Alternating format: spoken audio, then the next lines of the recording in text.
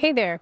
If you don't know me, I'm Mary, and I've lived in this bus for 7 years, most of that full time. Since I've been on the road, or maybe not, since the beginning, but for quite a while now, I have not been what I would call depressed. I've had moods, definitely have had moods, but they've been absolutely nothing like what I used to have before. So I started thinking, why is my depression gone? I mean, I'm glad, but is it because of the way I live? Is full-time nomad life the cure for depression? So I thought maybe you might be wondering too. And I thought that maybe we could look at this together. I'm so lost in my own head.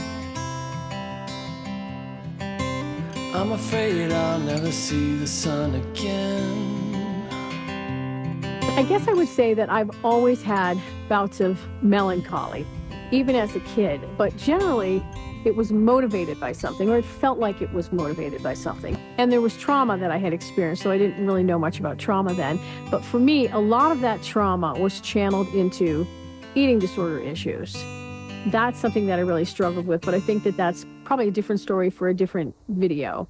But anyway, it wasn't until I was in my mid-30s that I experienced what I would call a more clinical depression. All of a sudden, out of the blue, I woke up one day in a very dark place. I was in a hotel room at the Holiday Inn in Burbank, California at the time. And if the hotel windows had been able to open, I swear to God, I would have jumped out. It was terrifying, a terrifying feeling because it came out of nowhere. I wasn't sad or angry about anything. Things were actually going great, and then boom, it just knocked me over. I learned later that what I was experiencing was called PMDD, which is premenstrual dysphoric disorder, and it's basically like sort of PMS on steroids, I guess you'd say. It has a strong hormonal depression component, and sometimes it ends in suicide, but I got treated for it. And I can honestly say that the treatment, which consisted of Prozac and birth control, probably saved my life at that point. And after that, things definitely got better. For a while. Almost a decade later, that other problem, the eating disorder stuff, landed me in a psych hospital, behavioral health hospital. And that was simultaneously the best and the worst thing that ever happened to me. It helped me to deal with some lifelong crap that needed to be dealt with, but I kind of lost a big chunk of my life when I went there, because I was there for 4 months, and it was like somebody just closed the book without putting a bookmark in. When I got out, I was on 7 different medications, this cocktail that was for anxiety and depression. I kind of reinvented myself when I got out of the hospital because I realized that my career as a writer wasn't making me too happy, so I opened an antique store. How's that for a change? I loved having the store. I felt like I had finally found my calling, and so I worked really, really, really, really hard. I lived in the store in a loft, though all I really did up in the loft was sleep, because the store was my living room and I spent all my time working. Slowly, I kind of weaned myself off of all the meds, and I was okay for a while. But when everything in your life is invested in one thing, like mine was in the store, your highs become its highs, your lows become its lows, and you're just riding the success or failure of that business. And it was hard after a while to separate my worth as a person from the worth of the store, if that makes any sense. I'm not a business person, really. I've never been good with money. I made some bad decisions, and pretty soon my monthly nut, what I needed just literally to keep the doors open, was $6,000 a month. That doesn't include personal expenses like food or healthcare. It's not merchandise for the store. It's not funds to pay employees. That's just rent and utilities. I couldn't keep up with it, so life started to feel really, really heavy. That period, I think, is probably the most depressed I've ever been.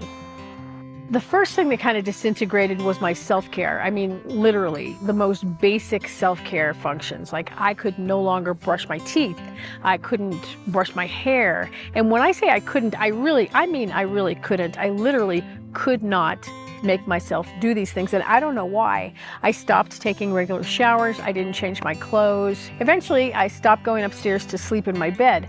I wasn't sleeping that much anyway, but when I did, I would just lay down on the cold, hard concrete floor of the store.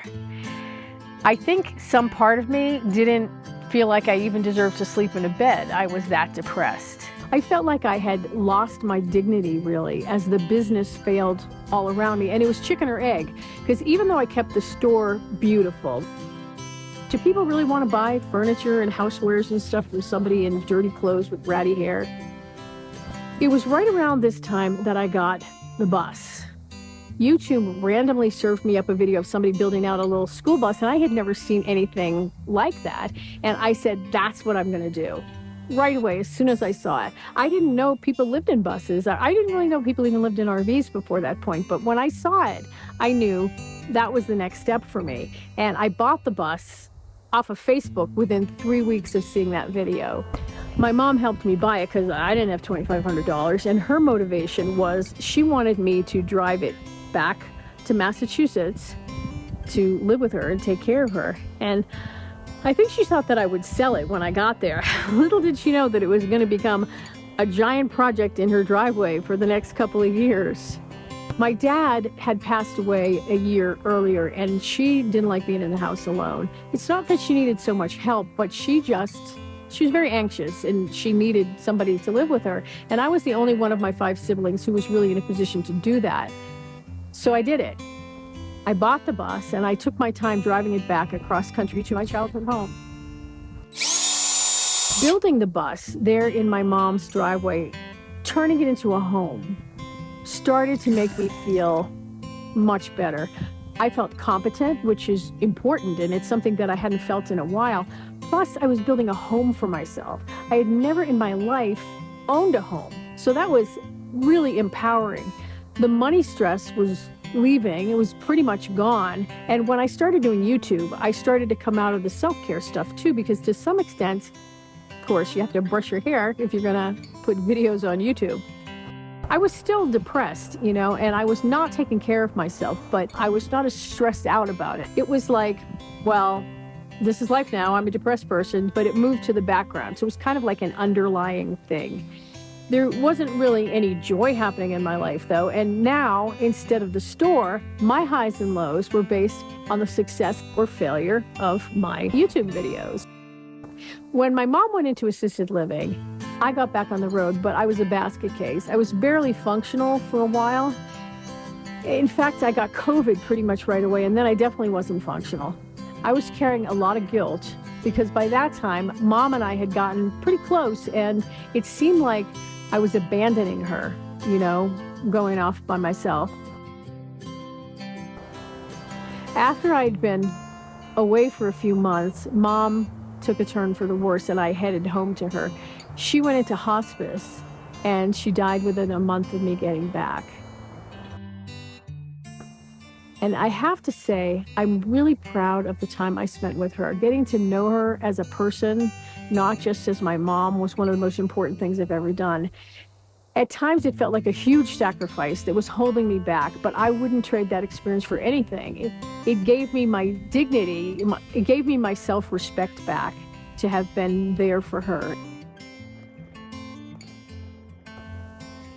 After she passed, I decided to start collecting Social Security early because I just thought about it, and I didn't have a job that I loved to hold on to. Making money was a constant hustle, and I just didn't want to do it anymore. As soon as I turned 62, I applied. And now, here I am. I'm 63 now. I've been collecting Social Security for a year, and I've been mainly here on the West Coast for about 3 years. A lot has happened in these 3 years that have created sadness and stress, but not depression.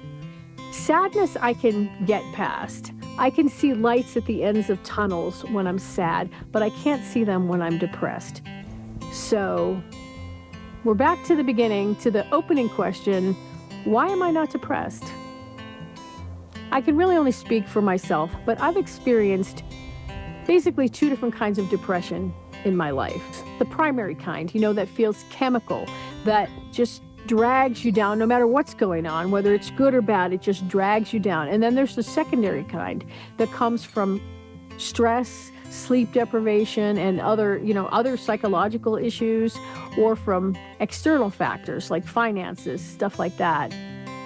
For the second kind, stress is minimal in my life these days. Financially, I'm on the most solid ground I've ever been on. There have been periods in my life, my way in the past, where I made like $1,000 a day or more. That was my day rate. And I once made 80 grand in one day. But in those days, no matter how much money there was always this fear of, is it going to be enough? Or when I was freelancing, it was always, how long is it going to have to last before I get some more? There was always something. Money was always a source of stress. Always. Didn't matter how much I had. Because you see, if it went away, if I didn't earn enough of it, there goes my apartment, there goes my life. And I don't feel that way now. I mean, I don't have much money, that's for sure, but I don't feel stress over it. And yeah, a big financial stress like a mechanical breakdown could come along, but it's not likely to be anything that I can't figure out a way to handle. Nobody can take my home away from me, and that's everything.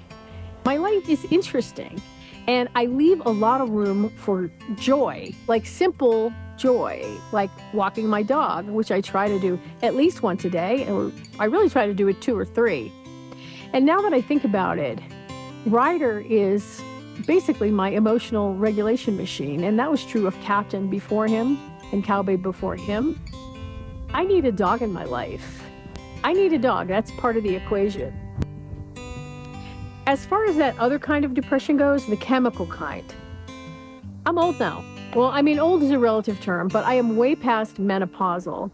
And at 63, it kind of feels like my body and my brain chemistry have both shifted. I feel like they've shifted in a way where they're more of a unit now. And I do have moments where I get panicky or whatever, and I have a fleeting moment of that chemical feeling depression, but I don't know, it doesn't happen often, and I think that's one of the benefits of aging, for sure. So is nomad life the cure for depression? Well, my nomad life seems to be the cure for my depression, but you can see all the factors that go into that. Mine is a nomad life with a dog, a bus, and a social security check. Lack of financial worry, the dignity that comes from owning the roof over my head, the wisdom of age, or, the hormonal changes of age, whatever it is, or probably both, that's what cured my depression. The main thing is, though, my life is simple now, and that simplicity seems to be a key. I don't know. What do you think? Does any of this change your own plans for nomad life or your perspective on nomad life? Or are you living nomad life already? If you have been depressed in the past, what's been helpful for you? Let me know. And if you are experiencing depression at this point, you might want to talk to Nomad Chapter. They have online phone meetings with optional video. It's called Team Mood Support. And it's free. It's not, I'm not trying to pitch something. This isn't one of those, BetterHelp or whatever pitches. This is a free service for nomads. And I'll put a link down in the description. Meanwhile, maybe consider this mood lifting option for your viewing pleasure. And I'll see you soon. Bye.